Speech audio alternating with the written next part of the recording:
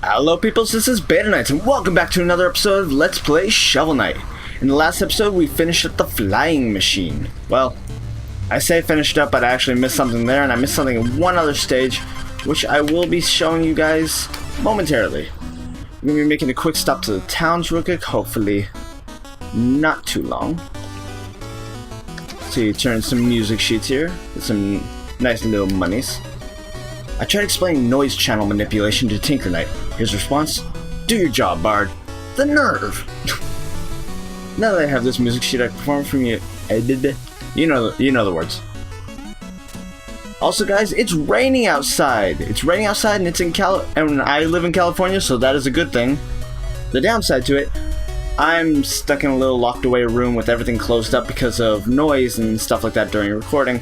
So while it's nice and cool and rainy and wet outside, yeah, it's like about 1 billion degrees in here. Plus it doesn't help that I'm basically a human heater.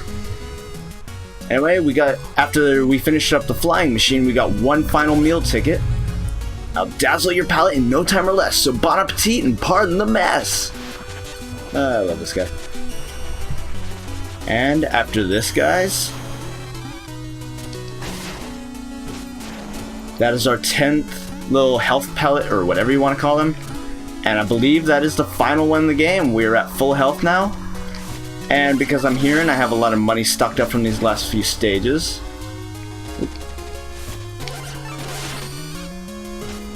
Let's see. Yep.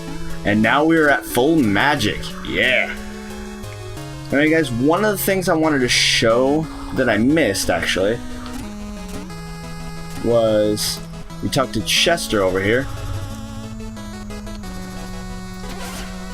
You'll see there's this item, the alchemy coin. Now this isn't something that I could have gotten from him a lot earlier here. Well, it is technically, but it's not something you normally get from him. That is actually the relic that I was supposed to be getting in Plague Knight stage. Because I was going through earlier checking, like, okay, what am I going to be doing in this episode? And I noticed I still had one missing relic. And I'm like, huh. It's kind of weird. I'm missing one. It's right here in the middle of all these other ones. I don't think that should be how it is. And I realized that it was basically the alchemy coin. But since the alchemy coin was never something that I used too proficiently, it didn't really cross my mind that, hey, I was missing it. So, real quick. Just because I'm going to need that soon. Let me go over here. We already completed our shovel blade. But again, since I have the money and I have the availability to, I am actually going to go and purchase the rest of the armor sets. Again, I'm probably not going to use everyone, and I don't really think it'd be too pertinent for me to go through and like explain every single one. Although actually one good thing to show is I now have 150 magic with this thing. I think it multiplies the amount of magic you... I don't know if it adds 50 or it just multiplies how much you have. About like 1.5 times or something. And after this, we have all the armor in the game. Yeah! And we have the flashy, acrobatic, useless golden armor.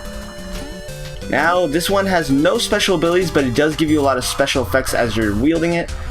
So while we're finishing things up, actually, I'm not going to use it for the final stages, but while we're finishing up all the other stuff... Ooh, like, can I... Yeah, okay, I can get up there. While we're finishing things up, I think I'm just going to use it for a little bit, just to dazzle you guys a bit. One little tidbit.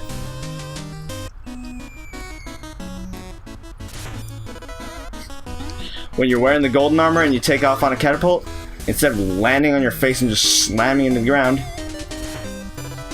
you land fantastically.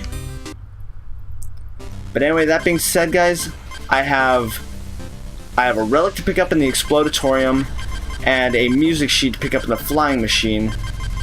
Then we're going to take on the Frigid Flight, which is a small substage that takes advantage of the flying knife, or whatever that relic was called. Amadoof. But we're going to be cutting to those. I'm obviously not going to be showing you these whole stages again. I still have flashbacks of this stage from when I first played. This was the first stage that gave me like legitimate trouble when I first played the game. Although I'm pretty sure I told you guys that story before. Either way, guys, I will see you when I find out where the relic is.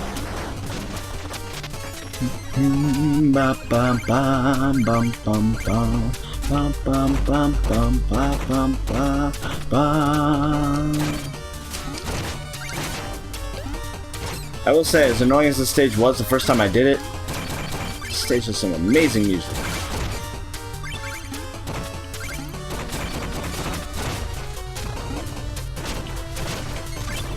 Okay guys, here's where it is, and this is why I missed it. When I went through the stage, I went straight down there. You're actually supposed to hit this wall right here and go through. Take down the green knight. Come on. You're making me look bad. Go. Ah, no, I don't. I actually don't want to destroy those guys. You'll see why. Over here. Now comes Chester! In the village or out in the field, I have all the deals. You're not going to believe what I just found in this chest. Want to see? Yes, I do. And I want to get the alchemy coin. Feat completed, decked out. That, I believe, means... let's actually see. Can I see my feats from here? Yes, I can. Decked out. Purchaser unlocked all relics, equipment, and upgrades. Yeah, guys, pretty much that right there. That's basically like your health, your armor, your shovel blade, relics, and health and magic upgrades. Pretty much once you got that and you got all the music sheets in the game, that's essentially a 100% run. Not like including doing like every feat, of course. But anyway, now I can show off this relic coin, what it does. You spin it forward. Assuming the enemies don't bounce away, it'll bounce off of enemies, or it'll go through enemies, and minor enemies like slimes and the little rat bomb dudes, it will actually it'll actually turn them into money, like turn them into gems and stuff. But armored enemies like that knight, okay, yeah, good, I can respawn them. It's gonna be tricky. It'll bounce off them. And doing this,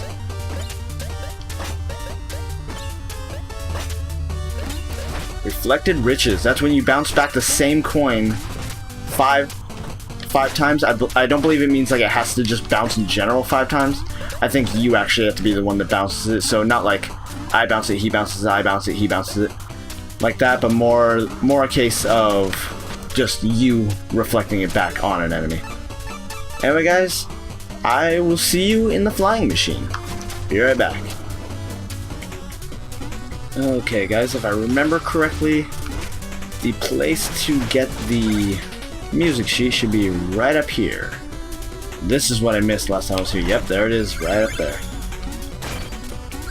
And after getting this music sheet, we should be all set. Take on that final gem stage. Take on the final boss. Or at least the final stage. The final stage, I believe, is a... Okay. The final stage is a multi-parter, so it's going to take more than just one episode to get through it, unfortunately, but we'll make it, guys. Anyway, I will see you at the entrance to the Frigid Flight. Okay, guys, welcome back. And without further ado, we are going to continue on into the Frigid Flight. The last little gem stage that we have here. We're going to need the propeller dagger for this. Grizzled Sia. What dangerous cliffs! Planning to go farther? Better learn how to fly. Ha ha ha. Yeah, shush, old man. Anyway, this is just a little stage, mostly, like I said, taking advantage of the physics of and the abilities of the propeller dagger. However, this is probably going to be one of the tougher, tougher little gem stages if I had to wager, I guess. Yeah, so far so good.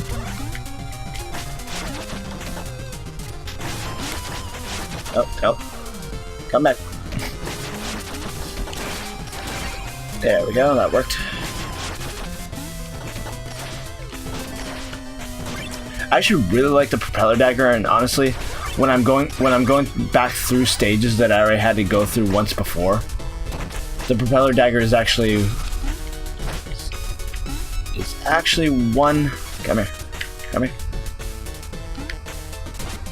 Come on, get these guys. The propeller dagger is actually a weapon that I enjoy using to do like another run through stage, like if I'm trying to quickly go through and get something, like when I was going through there, and like when I was going through those other stages trying to get like the relic I missed and all that stuff. I was mostly using the propeller dagger because it allows you to kind of not really skip things, but it allows you to get through things a little faster than you did the first time, typically.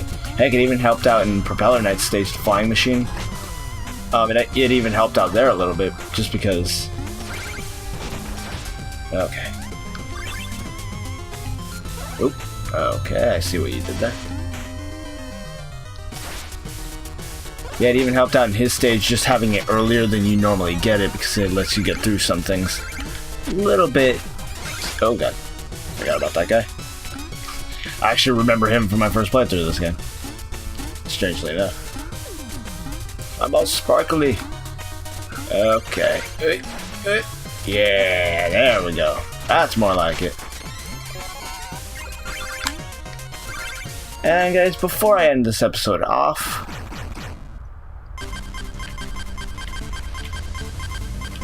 gonna head over to the village, visit the bard real quick.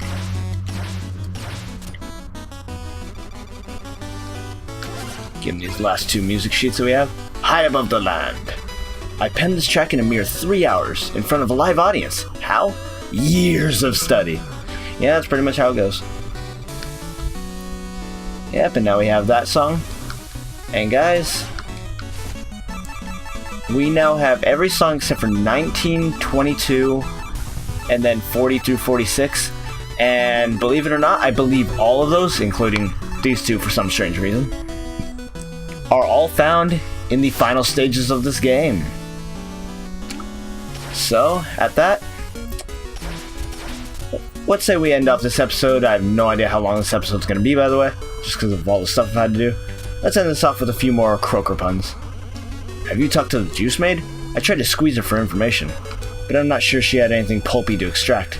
My efforts were totally fruitless. Wow, that was rife with puns. Jeez. And like usual, he's proud of himself.